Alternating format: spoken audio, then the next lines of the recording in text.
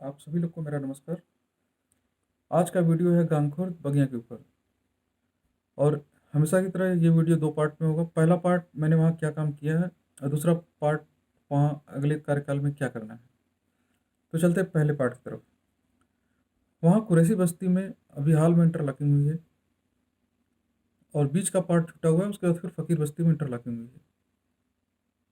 वहाँ का नाला एक बहुत ही जटिल समस्या था जो कि धीरे धीरे सॉल्व हो गया और उसके बाद ये नाला बहुत ही सुचारू रूप से काम कर रहा है। नाला बन चुका है जैसा कि मैंने पिछले चुनाव में वादा किया था। नाले के लिए इंटरलॉकिंग भी हो चुकी है। एक छोटी सी कहानी बताना चाहता हूँ मैं आपको फकीर बस्ती की। फकीर बस्ती में लगभग 7 से 8 परिवार जो कि मजबूर थे अपने घर के सामने एक छोटा सा गड्ढा करके उसमें बर्तन भी धोते थे, गंदगी भी करते थे, फिर उस पानी को उठा के चक्रोट में फेंकते थे। यहाँ तक कि उनके सामने जो चक्रोट था उसके बीच में गड्ढा था। और ऐसा नहीं कि वो जानबूझकर, उनकी मजबूरी थी। वो पानी निकलने के लिए कहीं जगह ही नहीं था। बीच चक्रोट में उनका पानी गिरता था, गंदा पानी, बहुत ही बदबूदार। और थोड़ा आगे बढ़ते थे 20 से 25 फीट, तो दो मकान के बीच में स्थिति ये थी कि वहाँ खड़ंजा बिछा हुआ था। खड़ंजे के ऊपर गंदगी थी पूरी। अब पूरा एकदम बिल्कुल आप जो जैसे देखते एकदम नर्मदे की तरह जो एकदम काला हो जाता है गंदा पानी, उस तरह। मुझे उसे दूर करना था। लेकिन वहाँ की समस्या क्या थी? वहाँ की समस्या थी जल निकासी। मैं नाला बना तो दूँ लेकिन ले कहाँ जाऊँ? शुरुआती 3 साल में मैंने ये तक ऑप्शन रखा था कि अगर ज़मीन खरीद के भी मिल रही है 1 बिस्से की, तो मैं उसमें छोटा सा गड्ढा करवा देता हूँ। मैंने वहाँ के लोगों से बोला कि आप लोग आधे पैसे आप लोग दीजिए, जो भी 1.5 लाख 2 लाख की ज़मीन मिल रही है तो आधा पैसा आप लोग इकट्ठा कीजिए, और जो भी 75,000 1 लाख तक का मेरे ऊपर बर्डन आ रहा है मैं उसकी व्यवस्था करता हूँ। फिर मुझे आइडिया है कि क्यों न मैं रतनपुर की चक्रोट से जाऊँ, नहर से होते हुए पोखरी में जाऊँ, और ये मुझे बेस्ट लगा। बस वहाँ दिक्कत थी कि मात्र 1 फुट या 1.25 फुट की ढलान मुझे 140 मीटर के नाले में चाहिए थी। तो खैर मैंने फैसला किया कि हाँ, नाला बनेगा। अचानक एक दिन बारिश हुई, वहाँ के लोगों ने मुझे बुलाया, तो मैं वहाँ देखा कि जल जमाव की बहुत ही बुरी बुरी समस्या थी वहाँ। उस समय मुझे शर्म भी आई अपने पे, लेकिन मैं भी मजबूर था कि पानी मैं निकालूंगा कहाँ से। मैंने उन्हें वादा किया कि आप किसी भी तरह ये साल बिता लीजिए, अगली बारिश में आपको देखने नहीं दूंगा। और हुआ वही। जून में मुझे अपना वादा याद आया। मैंने जून ही रहा होगा, जून में मुझे अपना वादा याद आया। मैंने तुरंत ईंटें मंगाई, बालू सीमेंट मंगाया। मेरी बोरिंग मेरा बोरिंग का दुकान था ही। अपनी पाइप्स मंगाई और बिना किसी बजट के, बिना किसी कार्य योजना के मैंने उस काम को स्टार्ट कर दिया। अब बारिश के ठीक पहले वो नाला बन गया। और जिस दिन नाला बना उसके अगले दिन बहुत ही तगड़ी बारिश हुई। और यकीन मानिए मैं उस बारिश में भीगते हुए गया वहाँ ये देखने कि मेरा नाला काम कर रहा है कि नहीं। मेरा नाला बहुत ही परफेक्टली काम कर रहा था। वहाँ के लोग मुझे दुआ दे रहे थे। नाले के बाद अब बारी थी सड़क की। वहाँ लगभग 35 मीटर का इंटरलॉकिंग बिना बजट के, बिना कार्य योजना के मैंने पहले ही करा दी। उसके बाद तब तक नरेगा के हम लोग के काफ़ी काम हो चुके थे। उसके उसके पक्के काम के एवज में हम लोग पक्के 60% जो पक्का काम मिलता है उसकी वजह से हमें वित्तीय स्वीकृति मिल गई।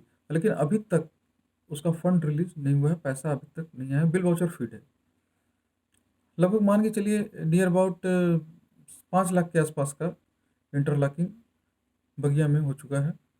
फकीर बस्ती और कुरैसी बस्ती दोनों के बीच में जगह है। इंटेंसली मैंने इसको नहीं छोड़ा। देखिए, स्टार्टिंग कुआर रोड से कसाई बस्ती मुझे पूरी करानी थी।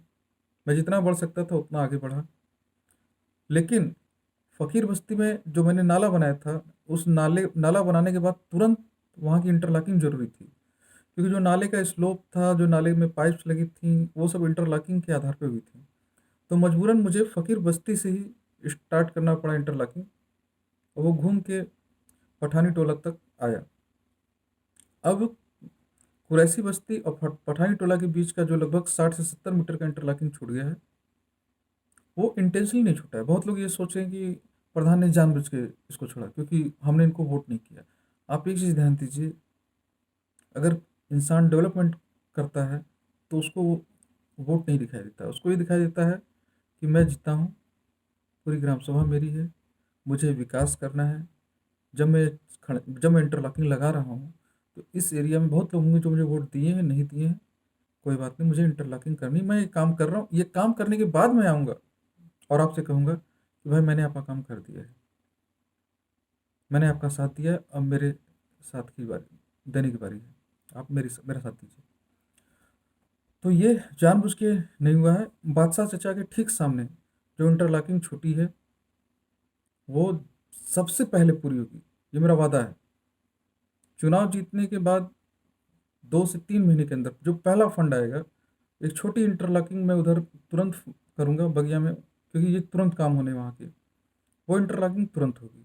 जो जो डेकोरेटिव लाइट्स कसाई बस्ती में लगी है, सॉरी कुरैसी बस्ती में लगी है, वो लाइट्स पूरे बगिया में लगनी है। स्ट्रीट लाइट सिर्फ तिराहे पे या कॉर्नर पे लगेंगी।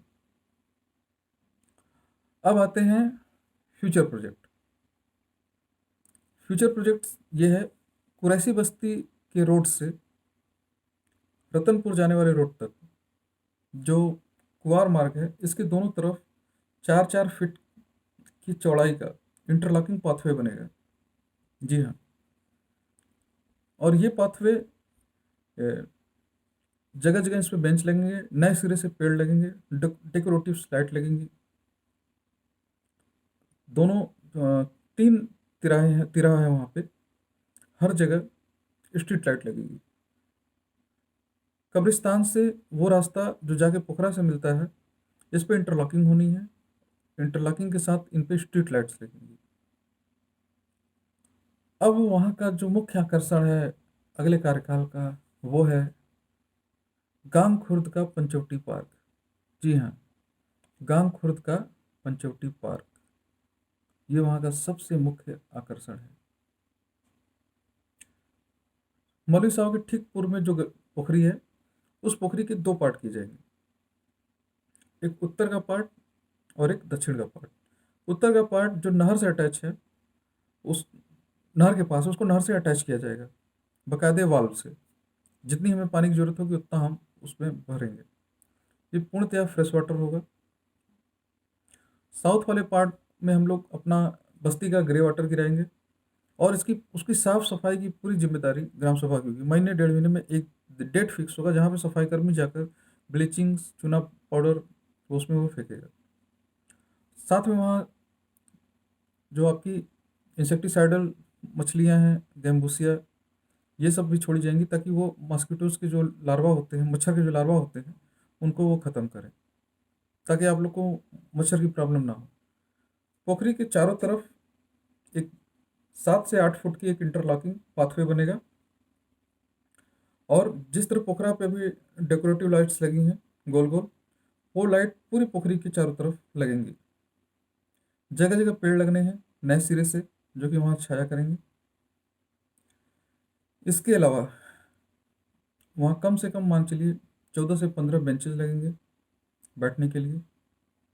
वहाँ पे हमारे जो 8 P4 टीवी मुझे लगानी है, एक P4 टीवी प्रस्तावित है आपके गांगखुर्द पंचवटी पार्क पे, जिस पे आप न्यूज़ देख सकते हैं, मैच देख सकते हैं, उसके साथ क्लास 9 से 12 तक। अगर वहाँ के लोग चाहेंगे तो ये 9 to 12 जो मैंने ऑनलाइन कोचिंग क्लास सब्सक्राइब करने की बात की ग्राम सभा की तरफ से, अगर वहाँ के लोग चाहेंगे उनके समय के हिसाब से वहाँ उसका प्रसारण होगा।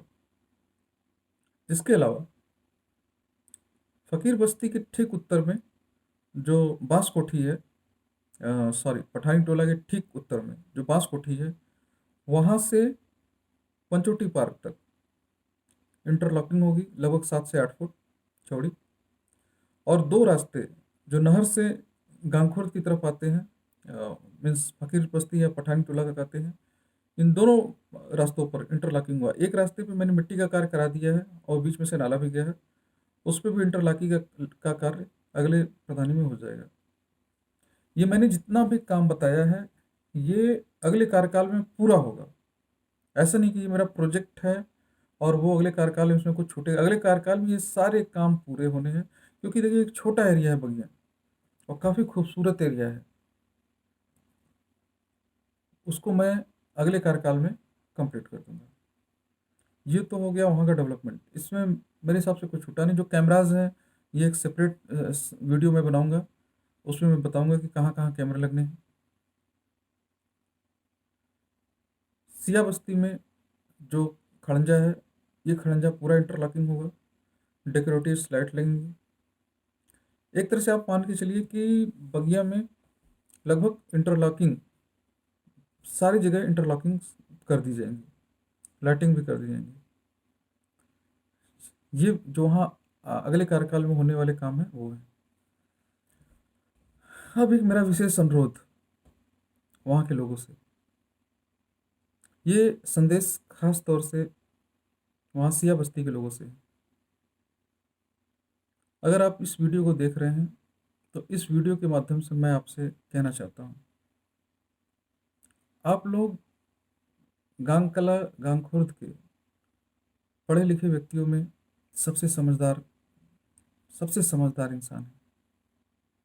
मैं आपका दुश्मन नहीं हूँ। हो सकता है आपको ऐसा लगता हो कि मैं आपकी इज्जत नहीं करता, मैं आपकी इज्जत बहुत करता हूँ, बस मेरा तरीका अलग है। ऐसा नहीं कि मैं आपके पास नहीं जाता, और जगह जा रहा हूँ। आप चीज़ों को समझिए। मुझे मुझे सभी को लेके चलना है। आपको भी लेके चलना है, कुरैशी बस्ती को भी लेके चलना है, फकीर बस्ती को भी लेके चलना है, पठानी बस्ती को भी लेके चलना है, लेकिन साथ में मुझे चुनाव भी जीतना है। आप मेरे खिलाफ कहीं भी कुछ बोलेंगे मेरे पास जरूर पहुंचेगा।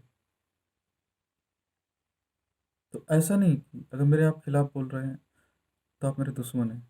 आप मेरे परिवार के अभिन्न अंग हैं, सबसे शिक्षित हैं, सबसे समझदार हैं।